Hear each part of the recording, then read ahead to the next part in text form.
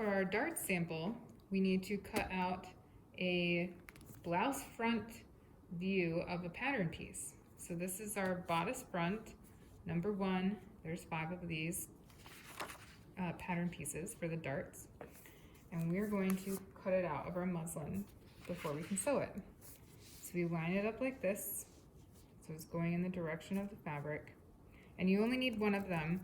So if your fabric was folded over and you accidentally cut 2, you could give one to a friend, but you just need one. And so we're going to pin this down to the table. And again, there's no seam allowance added to this pattern piece. So we're gonna have to add it after we trace it. I'm gonna trace all the way around.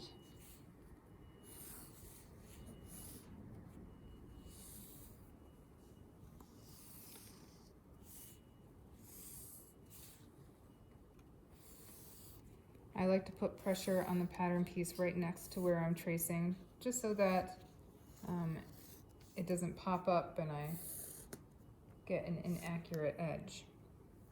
And now I'm going to remove my piece and add my seam allowance. So I'm going to come over here, add 1/2 inch, and across the bottom, along this side,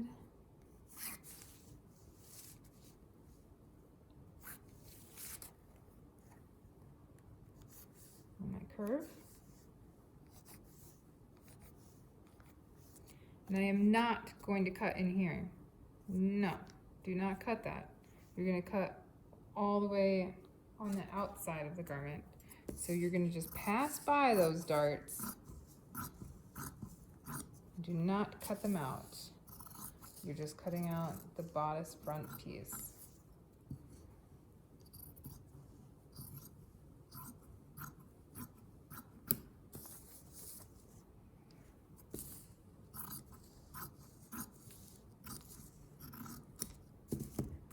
And now I'm ready to head over to the sewing machine. Now that we have our pattern piece cut out and marked, we're ready to pin the darts together along the stitch line. So what I'm going to do is same idea as the other samples, where you go right sides together. So I'm going to take this and pinch it like that, so that the right sides are touching each other, and pin along my stitch lines. Now I like to start at the wider end of the dart, so I'm going to make sure that my pins are going this way. It doesn't matter which end of the dart you start at, but that's just how I like to do it. I have found I have better accuracy that way.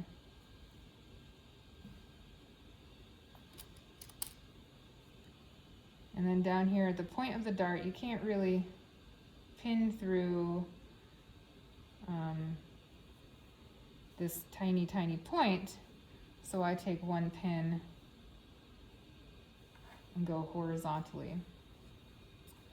I'm going to pin the other one at the same time, so that I'm pinning all of my darts and then sewing all of my darts. You can pin and then sew and then pin and then sew if you want to try out, you know, starting at one end and starting at the other end.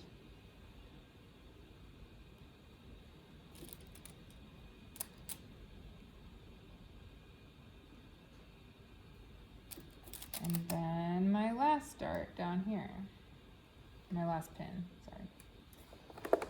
Okay, so regular, stitch the dart, back stitching at both ends with a regular straight stitch. So I make sure my settings are appropriate. I have my regular foot on my machine, and I'm ready to get going. I'm going to start at the thick end of the dart,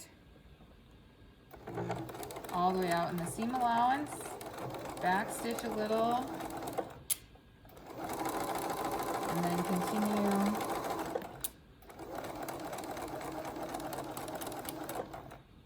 do not run over your pin, and then back stitch before you run off of the fabric. You don't want to stop before the edge of the fabric, because if you stopped down here, then you'd have like a little pucker at the end. I want you to go all the way to the edge of the fabric. And then we're going to do the same thing on this one. And unfortunately, I pinned it on the wrong side. If you sew like this, then your extra fabric is over there, and you want to sew it like this. So I've got to flip my pins. Not that big of a deal, because I already have it in the right spot. I'm just moving them to the other side.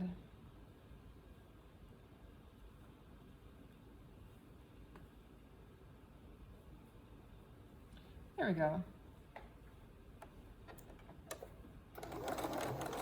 Start out in the seam allowance and back stitch, and then make your way along the line, pulling out your pins as you go. And when you get to the end, back stitch and then run off the edge of the fabric.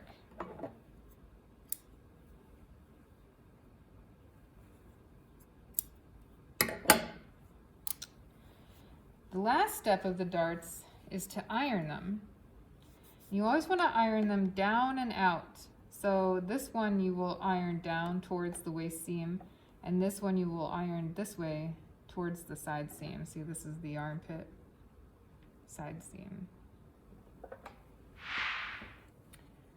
And then I have ironed them down and out, nice and crisp, and that's what it looks like on the outside, leaving room for a round body.